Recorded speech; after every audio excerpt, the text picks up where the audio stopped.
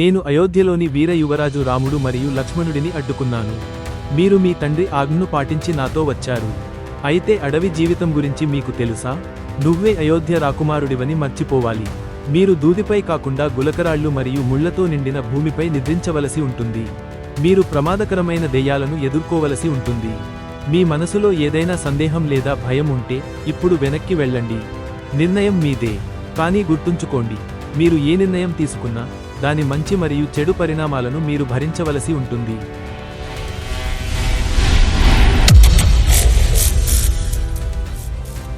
నేను అతనిని హెచ్చరించాను, కానీ అతని ముఖంలో భయం లేదు.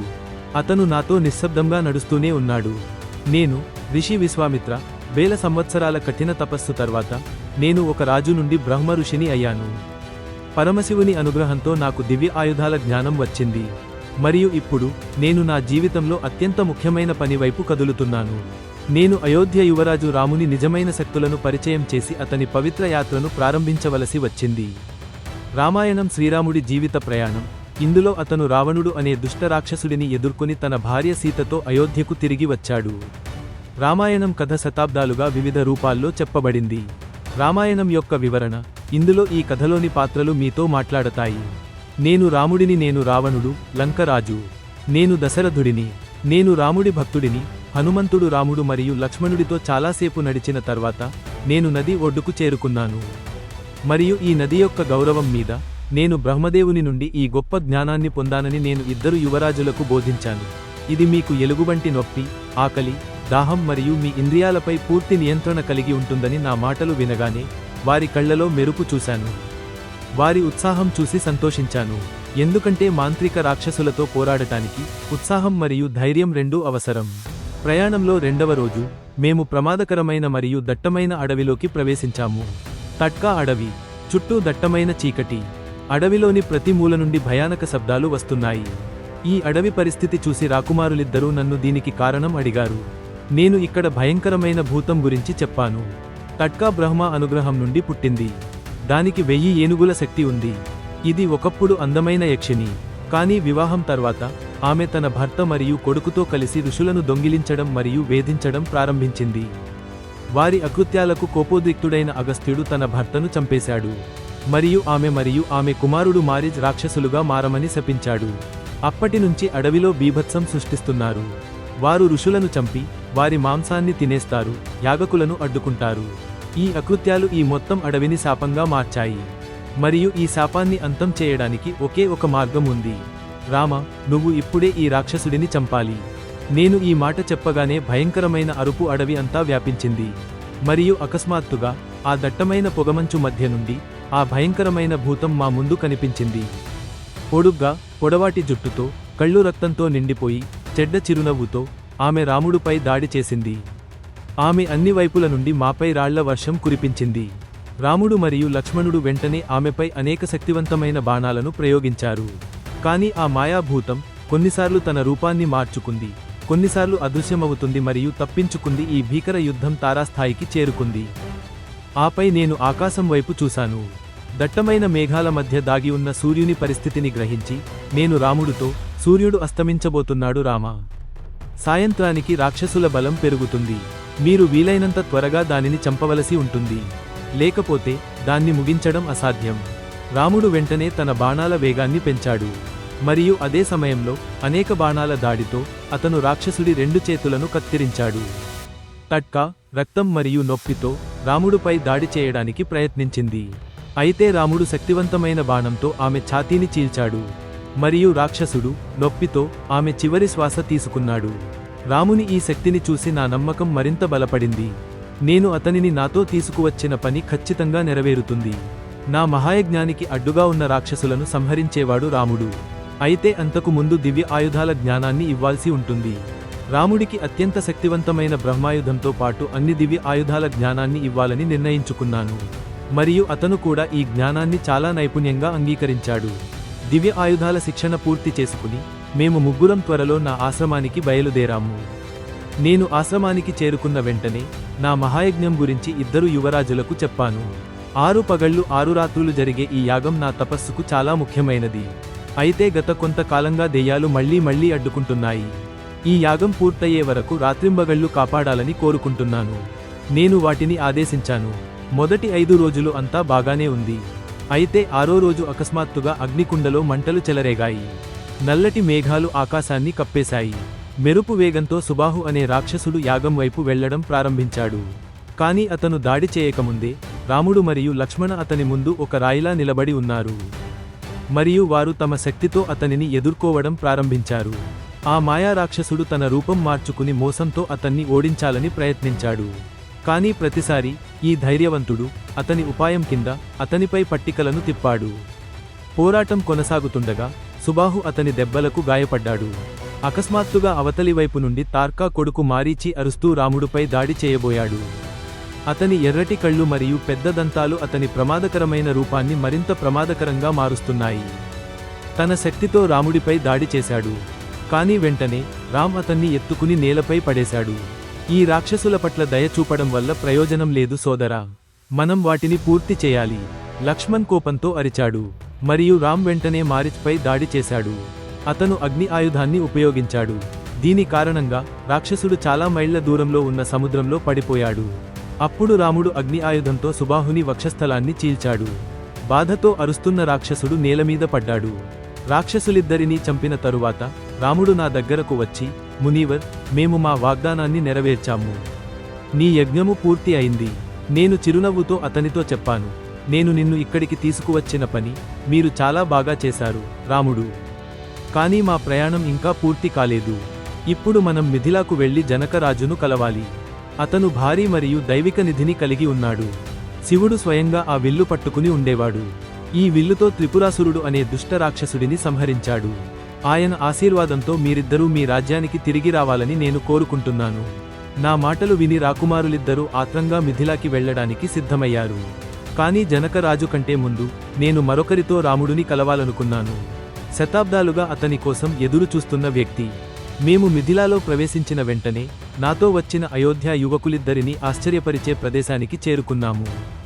ఇది పాత ఆశ్రమం. ఇక్కడ విరిగిన గోడలు మరియు దాని చుట్టూ ఉన్న నిశ్శబ్దం భయంకరమైన రూపాన్ని కలిగి ఉంది. అయితే ఇక్కడ మెల్లగా వీస్తున్న గాలి మనసుకు ఆహ్లాదకరంగా ఉంది. ఈ ఆశ్రమం గురించి రామ్ తప్పకుండా అడుగుతాడని నాకు తెలుసు. మరియు నేను కూడా అదే కోరుకున్నాను. ఆశ్రమం వైపు చూస్తున్నప్పుడు ఇది ఒక గొప్ప మహర్షి ఆశ్రమం అని నేను రామునికి చెప్పాను. మరియు ఈరోజు నేను మిమ్మల్ని ఉద్దేశపూర్వకంగా ఇక్కడికి తీసుకువచ్చాను. ఎందుకంటే ఈ ఆశ్రమంలో మీకోసం ఎవరో ఎదురు చూస్తున్నారు. నా మాటలు విన్న రాముడు, లక్ష్మణ్ల మనసులో చాలా ప్రశ్నలు మొహంలో స్పష్టంగా కనిపిస్తున్నాయి. మరియు ఈ సమాధానం లేని ప్రశ్నలకు సమాధానమిచ్చాను. నేను వారిద్దరికీ ఈ ఆశ్రమ కథను వివరించాను. పూర్వకాలంలో గౌతమ మహర్షి ఇక్కడ ఉండేవాడు. అహల్య ఒక అందమైన మరియు తెలివైన మహిళ. మరియు ఆమె భర్త వలె ఆమె సాధన చేసేది. కానీ వెంటనే ఆమె సంతోషకరమైన జీవితంలో తుఫాను వచ్చింది. గౌతమ ఋషి యొక్క కఠోరమైన తపస్సు ఆమెను దేవతల కంటే శక్తివంతం చేస్తుంది. ఈ భయంతో ఇంద్రుడు ఆమె తపస్సును ఆపాలని నిర్ణయించుకున్నాడు. ఒకరోజు గౌతమ మహర్షి బయటకు వెళ్ళినప్పుడు ఇంద్రుడు తన రూపంలో వచ్చి అహల్యతో సంబంధం పెట్టుకోవాలనుకున్నాడు. ఇంద్రునికి దైవిక శక్తులు ఉన్నాయి. ఆమె ఇంద్రుడిని గుర్తించింది, కాని ఇంద్రుడితో ప్రేమలో పడింది. గౌతమ మహర్షి ఈ విషయానికి తెలుసుకున్నప్పుడు అతను చాలా కోపంగా ఉన్నాడు మరియు తన భార్యను శపించాడు. శతాబ్దాల పాటు ఈ ఆశ్రమంలో ఖైదీగా ఉన్నాడు. కానీ ఇప్పుడు అహల్యకు ఈ శాపం నుండి విముక్తి లభించే సమయం వచ్చింది. మరి ఈ పని నువ్వు చెయ్యాలి రామా. ఇలా చెబుతూ ఆగిపోయాను. మరియు రాముడు వెంటనే నన్ను అడిగాడు, అయితే ఇంత గొప్ప మహర్షి యొక్క ఈ శాపాన్ని నేను ఎలా ముగించగలను? రఘునందన, మీ శక్తిని ఇంకా పూర్తిగా అర్థం చేసుకోలేదా? నేను చిరునవ్వుతో అన్నాను, నువ్వు దేవతల ఆశీస్సులతో పుట్టావు. శపించేటప్పుడు అయోధ్యరాజు దశరథుని పెద్ద కుమారుడు వచ్చి ఆమెను రక్షించినప్పుడే అహల్యకు విముక్తి లభిస్తుందని గౌతమ ఋషి చెప్పాడు. నేను ఆ ఇద్దరు సోదరులను ఆశ్రమంలోని ఒక పెద్ద చెట్టు వద్దకు తీసుకువెళ్లాను. ఆ దృశ్యాన్ని చూసి ఒక్క క్షణం ఉలిక్కిపడ్డాను. ఆశ్రమంలోని నిర్జన వాతావరణానికి పూర్తిగా వ్యతిరేకం. ఇక్కడ పక్షుల సంచారం ఉండేది. తీవ్రమైన సూర్యకాంతి చుట్టూ ఉంది. అందమైన పూలు వికసించాయి. మరియు వారి మధ్యలో దేవి అహల్య ధ్యానంలో ఉంది. మేము అక్కడ అడుగు పెట్టగానే అహల్య వెంటనే కళ్ళు తెరిచింది. రాముడిని చూడగానే ఆమె కళ్ళలో నీళ్లు తిరిగాయి. మరియు ఆమె పూర్తి విశ్వాసంతో మమ్మల్ని స్వాగతించింది. ఆశ్రమ నియమాల ప్రకారం ఆహారం తిన్న తర్వాత ఆమె చేతులు జోడించి రామునితో, ప్రభూ, మీరు మాత్రమే నన్ను రక్షించగలరు. ఈ జీవితం నుండి విముక్తి పొంది హిమాలయాల్లో నివసించే నా భర్త గొప్ప ఋషి గౌతముని వద్దకు వెళ్ళడానికి దయచేసి నాకు అనుమతి ఇవ్వండి. దేవి, మీరు మీ శిక్షను నెరవేర్చారు. ఇప్పుడు మీరు స్వేచ్ఛగా ఉన్నారు. రాముడు ఇలా అనగానే ఒక్కసారిగా వెలుగు వెలిగింది. ఆ వెలుగులో అహల్య మాయమైపోయింది. ఆమె వెళ్ళగానే రాముడు చేతులు జోడించి నా దగ్గరకు వచ్చాడు. మరియు ఈ పుణ్యకార్యాన్ని చేయడానికి తనకు అవకాశం ఇచ్చినందుకు ధన్యవాదాలు తెలిపారు. ఇదంతా విధి రాసిందని ఇప్పుడు అతనికి ఎలా చెప్పగలను? ఆయన కార్యాలను నెరవేర్చడానికి నేను మాధ్యమంగా ఉపయోగించాను. నేను నవ్వి అతనితో ఇలా అన్నాను, ఇది ప్రారంభం మాత్రమే రామా. మీరు నెరవేర్చడానికి మరియు ప్రపంచానికి మంచి చేయడానికి ఇంకా చాలా విషయాలు ఉన్నాయి అని చెప్పి ఆ వీరిద్దరినీ తీసుకుని జనకరాజును కలవడానికి వెళ్ళాను. అతను దశరథరాజు కుమారుడు మరియు అయోధ్యకు కాబోయే రాజు శ్రీరామచంద్రుడు మరియు అతని సోదరుడు రాజ్కుమారుడు లక్ష్మణుడు. ఈ ఇద్దరు యోధులు నీ దివ్యశివ విల్లును చూడటానికి ఆసక్తిగా ఉన్నారు. రాజు జనకుని సాదర స్వాగతం తరువాత నేను అతని ముందు నా కోరికను ఉంచాను మరియు అతను దానిని చాలా గౌరవంగా నెరవేరుస్తానని వాగ్దానం చేశాడు. వెంటనే అతని ఆజ్ఞపై దాదాపు 5000 మంది కష్టపడి పనిచేసే సేవకులు పెద్ద ఏనుగులా కనిపించే ఒక పెద్ద పెట్టెను తీసి నా దగ్గరకు తీసుకువచ్చారు. పూలతో అలంకరించబడిన పెట్టెను చూస్తూ జనకరాజు ఇలా అన్నాడు, శ్రీరామ, ఈ పెట్టెలో శివుడు స్వయంగా నా పూర్వీకుడికి ఇచ్చిన దివ్యమైన శివ విల్లు ఉంది. అప్పటి నుండి మిథిలాలోని ప్రతి రాజు దానిని దేవతలా పూజిస్తారు. జనకరాజు ప్రతి మాటలో ఈ విల్లుపై అతని ప్రేమ మరియు గౌరవం స్పష్టంగా ఉన్నాయి. అతను తన ప్రియమైన కుమారతే సీత వివాహం కోసం తన పందెంలో ఈ విల్లును కూడా భాగంగా చేసుకున్నాడు. దీని గురించి చర్చిస్తున్నప్పుడు నేను నా ప్రతిపాదనను అతని ముందు ఉంచాను. రాజు, నీ పందెం గురించి నాకు తెలుసు. ఈ విల్లుపై పందెం వేసే యోధుడే మీ కుమార్తె సీతకు భర్త అవుతాడు. కావున రామునికి ఈ అవకాశం ఇవ్వవలసిందిగా కోరుతున్నాను. అది విన్న జనకుని మొహం కాసేపు ఉద్వేగభరితమైంది. కాని అప్పుడు అతను ఆందోళన స్వరంతో అన్నాడు, మహర్షి, నేను మీ కోరికను గౌరవిస్తున్నాను. కానీ చాలామంది ధైర్యవంతులైన యువరాజులు దీనిని ఇంతకు ముందు ప్రయత్నించారు. దేవతలు, రాక్షసులు మరియు గంధర్వులు కూడా ఈ శక్తివంతమైన విల్లును ఎత్తలేరు, కదిలించలేరు. కాబట్టి మానవుడు దీన్ని ఎలా చేయగలడు? జనకుని ఆందోళన తప్పలేదు. కానీ రాముడి శక్తిపై నాకు పూర్తి నమ్మకం ఉంది. వాడు సమాధానం చెప్పకుండా నేను రాముని వైపు చూస్తూ, వెళ్ళిరా, ఈ పని నా పని అని అనుకోండి, దానిని నెరవేర్చుము. నా ఆశీస్సులతో రాముడు భారీ ఛాతీని తెరిచాడు. లోపల బంగారు మరియు వెండితో చేసిన అందమైన మరియు ప్రకాశవంతమైన విల్లు గది మొత్తం ఒక దివ్యమైన కాంతి వలె వ్యాపించింది. రామం ఎత్తడానికి ముందుకు వెళ్ళాడు. ఇక ఏమైందో ఏమో అది చూసి అందరి కళ్ళు తెరుచుకున్నాయి. రాముడు చాలా తేలికగా విల్లు ఎత్తాడు. కానీ అతను తన శక్తిని దానిలో ఉంచడం ప్రారంభించిన వెంటనే తన తీవ్రమైన శక్తితో విల్లు మ్రోగుతున్న శబ్దంతో 2 భాగాలుగా విరిగింది. ఈ అద్భుత దృశ్యాన్ని చూసిన జనక మహారాజు కొంతసేపు మాట్లాడలేకపోయాడు. కాని అప్పుడు అతను చెప్పాడు, ఓ ప్రభు, ఈ ప్రపంచంలో నీకంటే శక్తివంతమైనది నువ్వు ఒక్కడివే అని నాకు అర్థమైంది. మిథిలా యువరాణి సీత అయోధ్యకు కాబోయే రాజు రామచంద్రుడిని వివాహం చేసుకుంటుందని నేను ప్రకటిస్తున్నాను. రాముని శక్తిని చూసి నా హృదయం గర్వంతో నిండిపోయింది.